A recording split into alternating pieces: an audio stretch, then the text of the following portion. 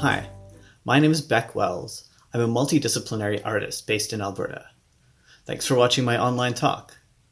Also thanks to Snap for inviting me to participate in the Prairie Impressions event as part of Alberta Arts Days.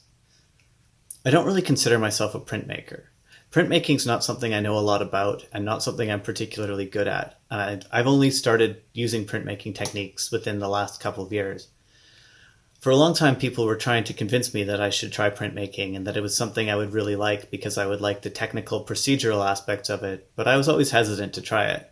But when I finally did try it, it turns out I do really like it, and I'm hoping to learn a lot more about printmaking in the future and incorporate it more into my general artistic practice.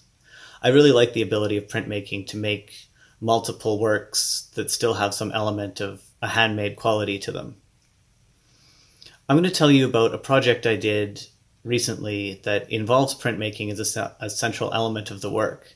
And then I'm going to talk about a bunch of my other works, which are more conceptual based and usually about ideas around language and knowledge and systems of representation. A bit about my background. I grew up in Grande Prairie, and after high school I went to Grande Prairie Regional College and just took random courses on things I was interested in. I did a bunch of biology and chemistry and math and some philosophy and also a lot of studio art. I've always been really interested in art and science and never really wanted to choose between one or the other.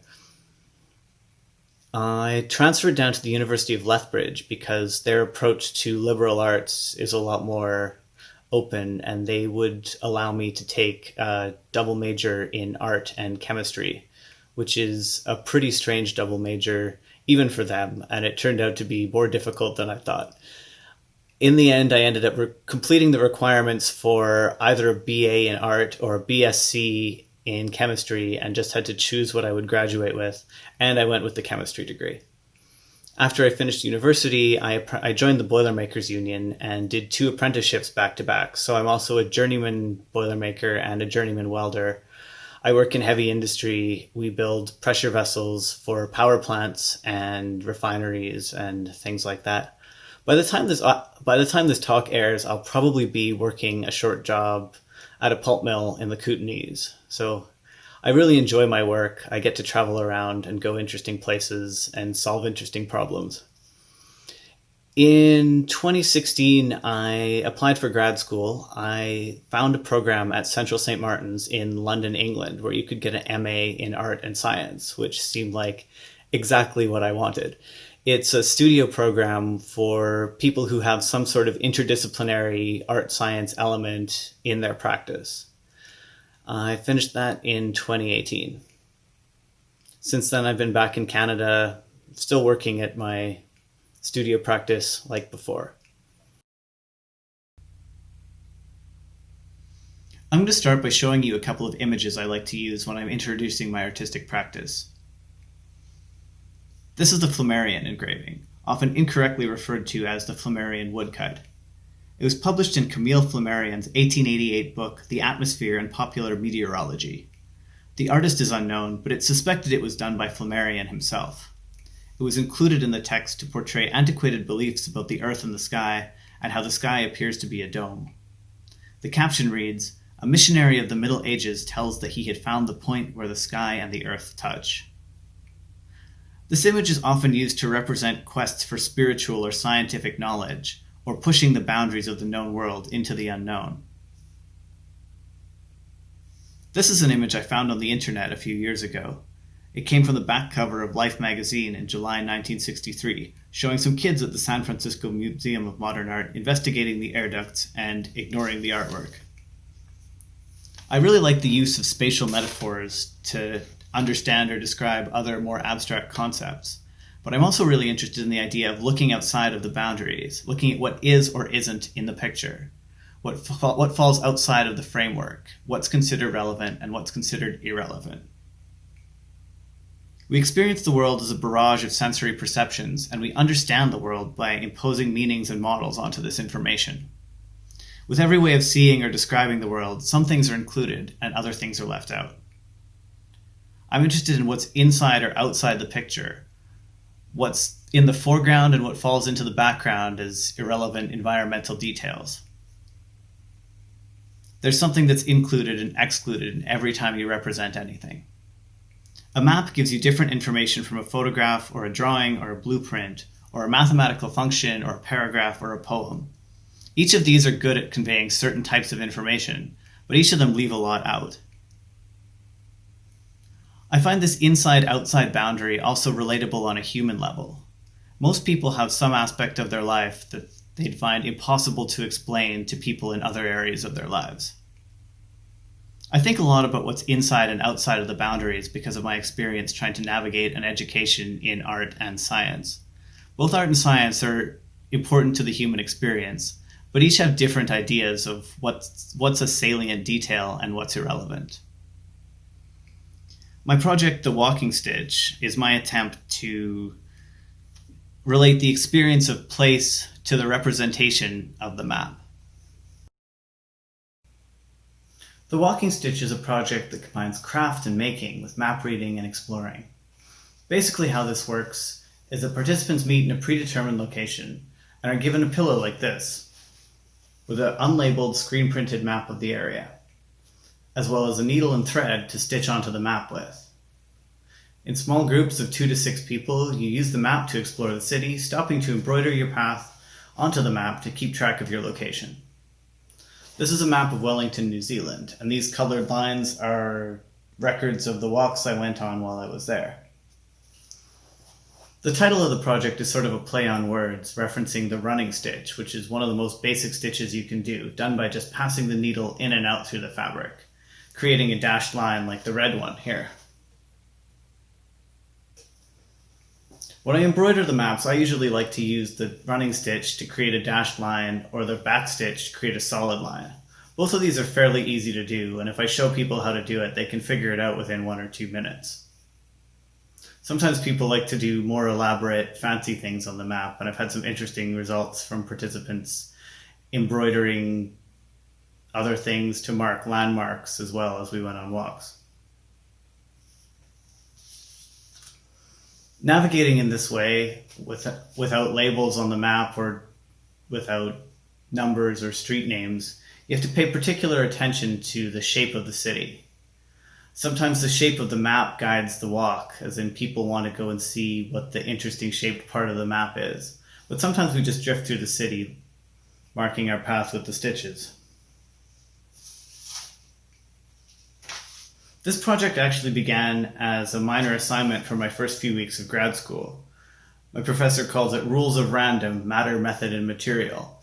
In small groups, we were asked to lists of subject matter, techniques, and media, and then assigned a combination of these by random number. I got social participation, embroidery, and mapping. I thought, yeah, I can work with that. What I really like about art is the problem solving. Art is all about difficult, technical, and conceptual problem solving. Our studios were also away, the grad student studios were away from the main campus. The main campus was in King's Cross, and we were way out in Archway. But right next to us was the printmaking studio, which was convenient and also a factor in how I got into printmaking. So I've kept working on this project over the last 2 years, and so far I've done walks on 3 continents. I've got maps so far for Edmonton, Alberta, Wellington, New Zealand, and the King's Cross area of London, England. I'm hoping to add more cities and continue this. I find this project really fun and really rewarding, and every time I do it, I learn something. The part that's most difficult is the advertising and recruiting and promoting, because I'm not that outgoing. It's hard to get people to come for walks with me. and embroider pillows. People have asked me why a pillow and not just a piece of cloth with a map screen printed onto it, and the answer comes back down to problem solving. It's difficult to embroider on an unsupported piece of cloth, so instead of getting a whole bunch of embroidery hoops, I just made them into pillows. Also, a pillow is more of a finished object than a piece of cloth. It's a finished thing that's complete, that the participant has had a hand in creating as well, that they can take home with them and keep. They're actually pretty nice objects. One of my favorite theorists is an anthropologist named Alfred Gell. He looks at art from the anthropological standpoint, thinking about what it does in terms of mediating social relations. He talks about the distributed object, which is a concept built from the idea of distributed personhood, the idea that yourself is not just located within one person, but spread throughout the community, throughout all your interactions with people, all people's memories of you, all the things you've made and done is what constitutes your actual self. The distributed object is the same idea, an object that has different components that are located throughout space and time. The examples he uses are Marcel Duchamp's entire body of work, or the Maori Meeting House, which is an elaborately decorated structure that's been contributed to over the years by different members of the community.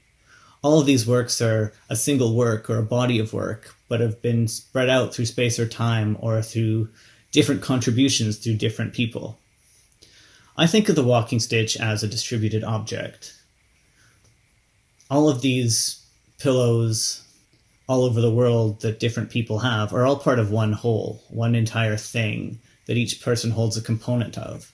If anyone's been on the same walk as I have, they have a similar line on their pillow and similar memories of the walk we went on.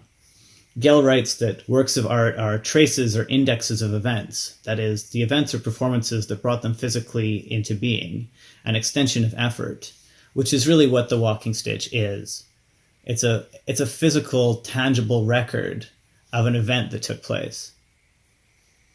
The idea of using a thread to navigate through an unlabeled map makes me think of the myth of Theseus and the Minotaur maze. The story is that Ariadne gave Theseus a ball of yarn to unravel as he went into the maze, so that he could find his way back out again after he had defeated the Minotaur. The word clue, as in a hint that you use to solve a mystery, comes from the word clue, C-L-E-W, meaning a ball of yarn, a thread that you can follow to find out the truth. I really like this example of abstract ideas being made more understandable through the use of concrete metaphor. This project also ties into my interest in psychogeography, the interactions with the urban landscape and the ways that the city affects you, as first described by Guy Debord in The Situation is International. Debord defines psychogeography as the study of the precise laws and specific effects of the geographic environment, consciously organized or not, on the emotions and behavior of individuals. Psychogeography provides a set of tactics to disrupt routines and change your awareness of the urban landscape. In your normal life, once you've settled into a place, you get into a routine. You go from home to work, to the supermarket, maybe you go out to a bar you like, but for the most part, people stick to their usual paths. Debord and the Situationists came up with the concept of the dérive, where you drift through the city, wandering aimlessly, exploring the urban environment in small groups. I do this with my friends sometimes. It's pretty fun. It's also a social distancing appropriate way to visit with people. We'll meet in a place and just wander around, collectively deciding where we're going to go. When I was younger, before I knew anything about contemporary art, I also did things like this a lot. As teenage weirdos in a small town with not that much going on, my friends and I spent a lot of time just wandering around aimlessly, talking to each other. It's interesting how the history and culture and geography of a place affect how you approach the tactics of using the walking stick technique.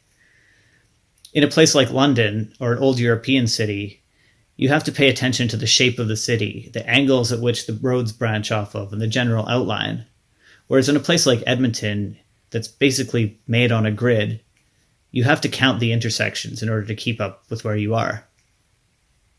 The walking stick differs from the dérive in that it's guided by a map, and also that it involves techniques of making.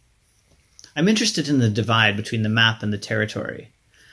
The difference between the diagram of the city laid out in 2 dimensions versus the actual experience of navigating the city based in time and perception. An entire set of experiences can be reduced to a single line, but the line can evoke memory of the events, albeit in a low-resolution way. I'm also really interested in acts of making as a way of understanding the world.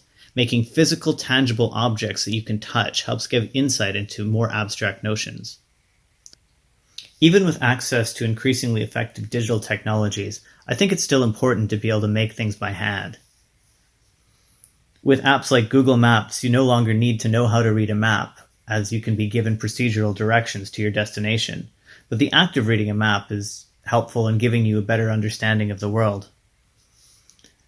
Similarly with making, although digital fabrication techniques exist, being able to make things by hand helps you understand the process better.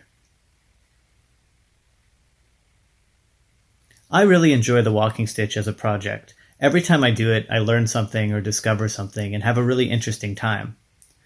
When I did the walking stitch as part of the Works Festival in Edmonton last year, I learned a lot about the city, even though I'd spent a lot of time in Edmonton before and even lived there for a few years.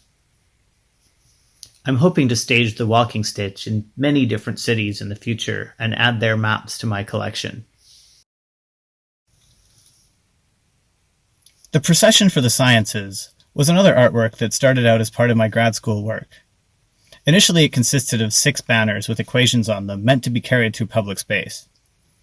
I wanted it to be part of our grad school symposium, but I had vastly underestimated the power of the British bureaucracy, and I had not applied to the King's Cross Estates people early enough in order to get permission to do any activities outside, so I wasn't allowed to. The works were part of my degree show, and I did do a small procession with friends of mine without permission, but it didn't feel resolved at that point. I approached the University of Lethbridge about staging a procession there at the opening of their new science building, and they were incredibly supportive. The final project consisted of 42 banners, which were carried from the Fine Arts Building to the new science building expansion. The university provided lab coats and arranged for a bagpipe player who led all 42 banner carriers, selected from both the arts and science backgrounds, up the hill from the Fine Arts Building to the brand new science building. This project started from thinking about a way to address the divide between artists and scientists. Art and science are both specialized discourses, and artists and scientists tend to be nerding away in their individual labs and studios, obsessing over research and projects, and I wanted a way to bring them both together out into public view. I was thinking about the use of processions as a means to bring things out into the community.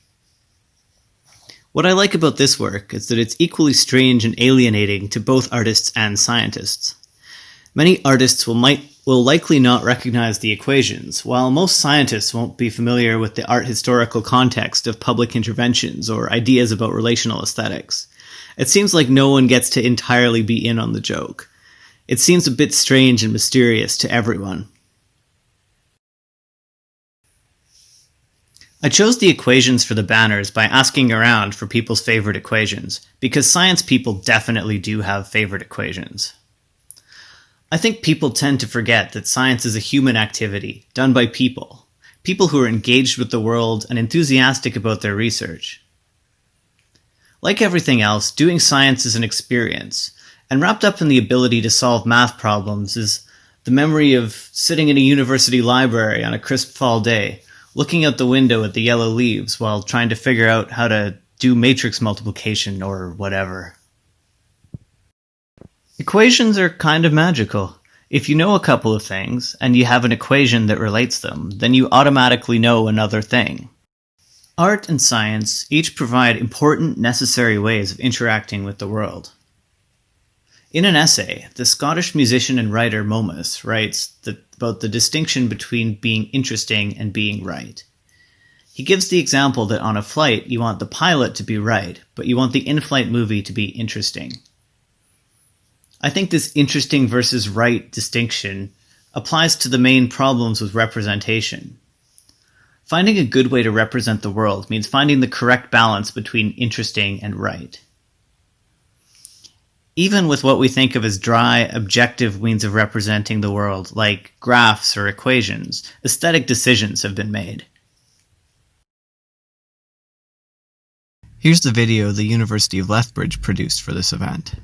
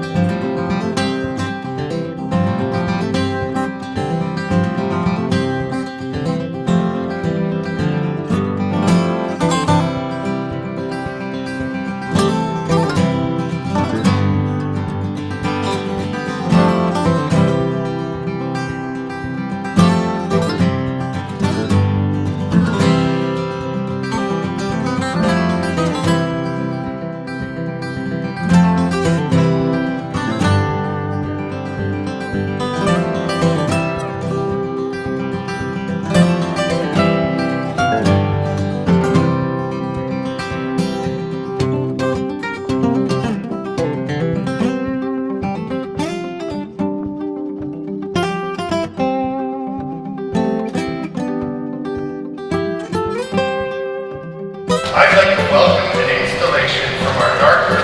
Margaret Perkins Hess Gallery to commemorate this occasion.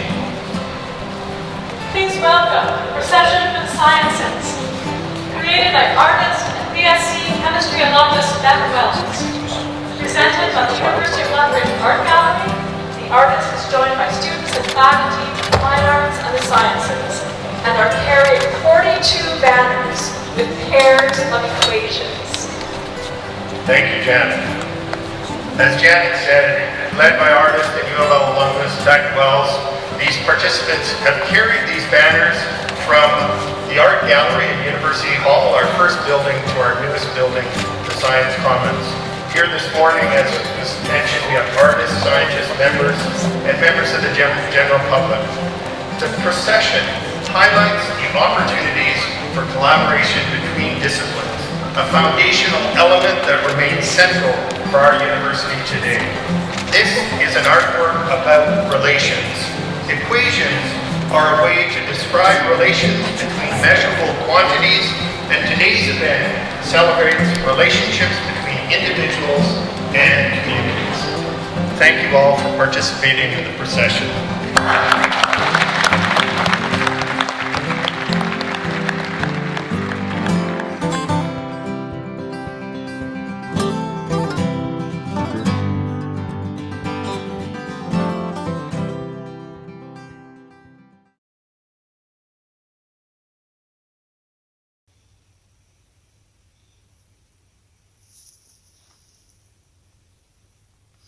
I'm interested in language and communication, when and how language succeeds and fails. I'm interested in how language operates in specific contexts and how it changes while brought outside these contexts. Things like technical jargon or corporate business speak or ad copy, uses of language that seem stilted or odd. Worksite safety information is an excellent source of this. It's intended to convey a message that encourages safe behavior, but often it comes across as bizarre or hilarious. Like these ones. Do you do the right thing when nobody is watching? I really wanted to steal that sign, but there was always somebody watching. Or this one. Respect, comply, intervene. This one's my new favorite from the job I was just at. Who's in control of your hands? It makes me think of a kid bullying another kid by pinning him down and making him hit himself with his own hands while saying, "Why are you hitting yourself? Who's in control of your hands?" In 2013, I was working at the Imperial Oil Strathcona refinery on the east side of Edmonton. I was inspired by their safety banners to make this series of cross-stitched wall hangings. It's called Imperial Decrees. This is sort of a background project I worked on for several years and finished in 2016. By representing these texts with a hobbyist craft process, it recontextualizes them into a similar domain as domestic wall hangings with trite messages like "home is where the heart is," or "live, laugh, love," "respect, comply, intervene." Pristine housekeeping is the foundation of every task definitely sounds like it belongs in the domestic sphere. Nobody gets hurt is probably the most recognizable of these as a workplace safety message, but it also seems strange out of context and can be taken as either slightly threatening or somewhat utopian. Reminds me a bit of bank robbery holdup, nobody moves, nobody gets hurt, but also I would like to live in a world in which nobody ever got hurt. To me, walking is working is the most confusing out of all of these messages. It seems to imply that if you're at work and you need to look busy, perhaps you should go for a little walk. I think what they're actually trying to say is that when you're walking from place to place at work, you should try not to injure yourself.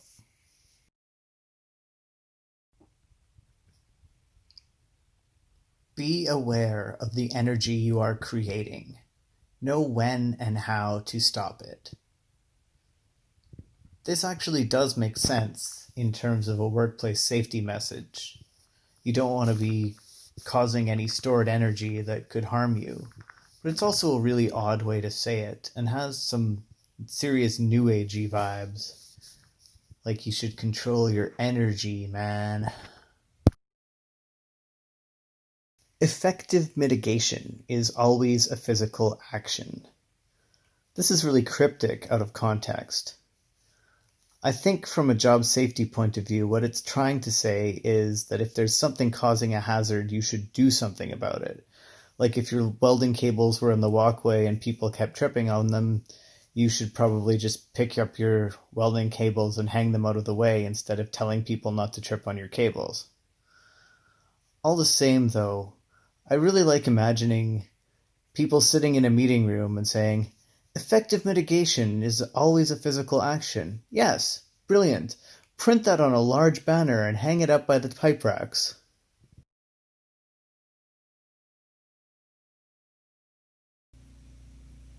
I spent almost every summer in my 20s planting trees in northern Alberta and BC. The first year I didn't go planting, I made a replica of the tent I'd lived in for 9 summers, a Tarn 3 from Mountain Equipment Co-op, full of all kinds of soft sculptured nature. It's elaborately detailed, full of insects and leaves and flowers and berries. If you take your shoes off, you can go inside and zip up the door. I love it. It makes me feel calm and happy. While making this, I was thinking about constructed utopias and the idealization of nature. Ideas about nature as pristine and wonderful only arose when people could view it through their windows whilst being safely indoors. If you spent enough time outside, you probably know that nature sucks. It's almost always too cold or too hot, it's full of mosquitoes, there's not very much food. There's a reason we live in houses with soft furniture and refrigerators full of snacks. While I was working on this piece, I was reading Umberto Eco's Travels in Hyperreality. He writes about building simulations that seem more real and more vivid than actual reality. This piece is really about the desire for an impossible ideal and the things we build for ourselves in consolation.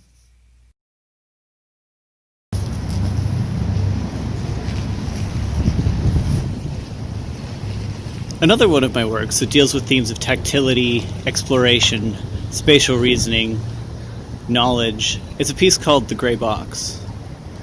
The grey box is a cube inside the gallery, covered in upholstery microsuede. There's a tunnel inside that you can access the interior if you crawl through a 7-foot-long tunnel. People have to make the choice to engage with the work. You can either crawl through the tunnel and see what's on the inside, or you can stay outside and wonder what it is forever. Inside you'll just find muted sound, the subtle effects of light and shadow, and hundreds of black paper butterflies.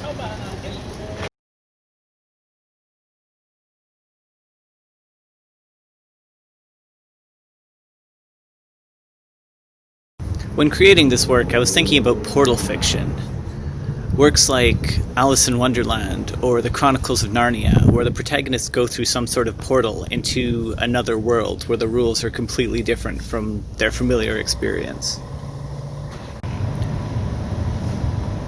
Your experience of this piece really depends on your willingness to engage with it, willingness to put yourself into the work, physically in this case, literally. Like the tent, it's also an entire experiential environment.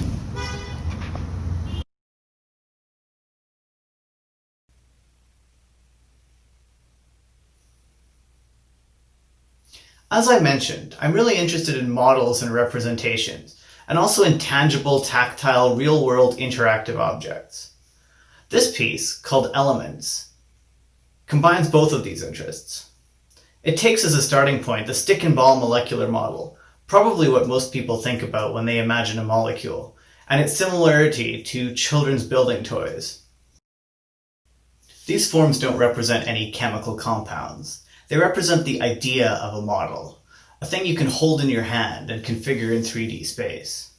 The audience is invited to touch these structures, to rotate the bonds around their axis, take them apart, and reassemble them. Ultimately, the state of this work is determined by audience interaction and can take millions of different arrangements.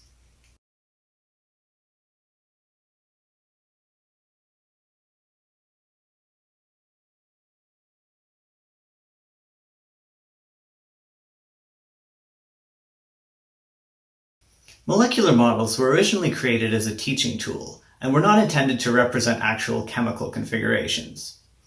The first ones were made of table croquet balls because that's what was readily at hand, and were used in public lectures to emphasize that matter could be taken apart and put back together to a Victorian audience already fixated on building and engineering. Only later did it become evident that the spatial properties of chemical bonding were real and important. What the general public imagines a molecule to look like is based on arbitrary aesthetic decisions made in the Victorian era. In every portrayal or representation, some decisions have been made of how to portray the thing. This work is really playful and inviting, but it's really about the importance of tactility and spatial reasoning in both sculpture and in science.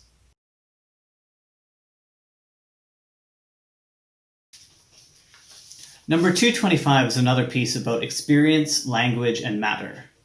It consists of a costume, a cape, and a VR headset that's to be worn by the participant. I'd been to a few VR exhibitions and noticed that the person wearing the VR headset was having an interesting inner experience while simultaneously looking slightly ridiculous being on display for everyone else who is waiting in line. I decided to make that relationship explicit and turn the wearer of the VR headset into a performer for the rest of the audience. The VR program inside the mask is just a representation of the cubic closest pack structure, basically the tightest way of packing spheres together, if you can imagine oranges stacked together into a pyramid at the grocery store, that sort of thing. All of the external decorations are also ways of referring to this structure, and number 225 is the crystallographic space group category for the cubic closest packing. I'm interested here in the different ways of representing a thing. I'm also interested in interiority versus exteriority, the relationship between outward appearance and inner experience, and how this relates to our phenomenological experience of matter as something solid that you can touch versus the scientific representation of matter as a bunch of forces and fields.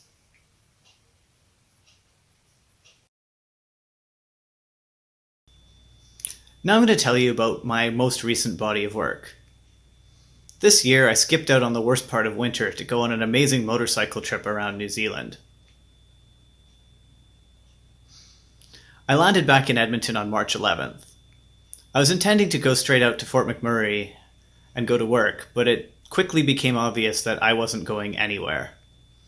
I came out here to my late grandparents' farmhouse near Smoky Lake, and I've been here for about 6 months. I was intending to work on a fairly elaborate, ambitious project that I'm going to be showing at CASA in Lethbridge in September 2021, but I found I wasn't in a particularly productive frame of mind. I think like most people, trying to deal with the uncertainty of the COVID pandemic. While I was here, though, I started a series of time-lapse still lifes that capture the amazing way the light comes into this house. I'll show you a few of them now.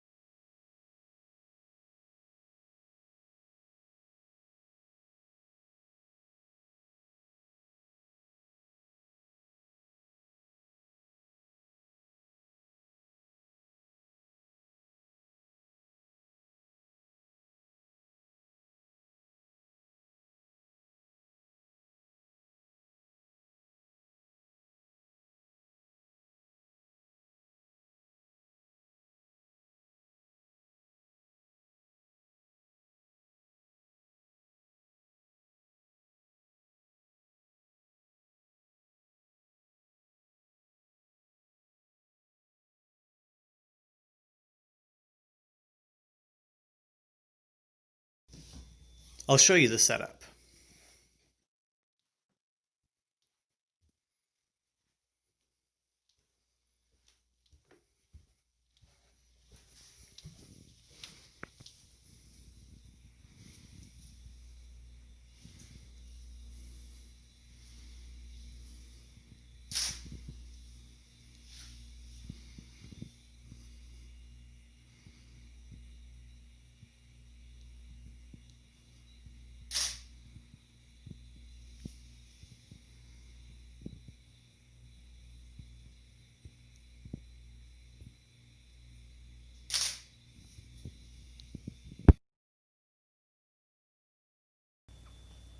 I'm hoping to eventually display these works on a series of framed monitors in a gallery setting. These still lifes have been the background of my life for the past few months, and they feel subtly autobiographical, like mundane details that are left out of a narrative, like what you had for breakfast or what you've been listening to on repeat. Not directly important to the main story, but that still color the experience. I'm used to moving around a lot. This year I had to be still and let the sun move around me. A friend of mine pointed out that these still lifes are somewhat reminiscent of still lifes by Chardin, the same sense of calm, the same neutral backgrounds. While I made these, I was thinking about Matthew 5:45. The Lord causes the sun to rise on the good and the evil alike, and makes rain to fall on the just and the unjust. The COVID-19 pandemic feels as universal as the sun rising on everyone, but also affects everyone in a specific individual way.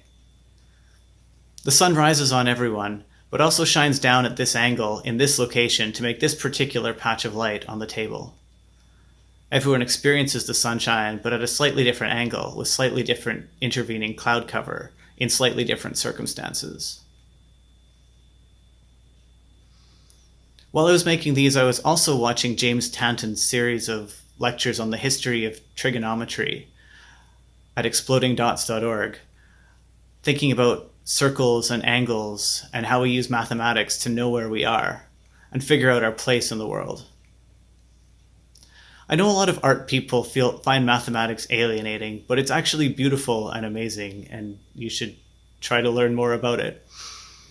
A lot of science people say they don't like art either, but I think everyone, no matter who you are, has something that someone has made that's had an impact on you, whether it's a song or a story or a painting.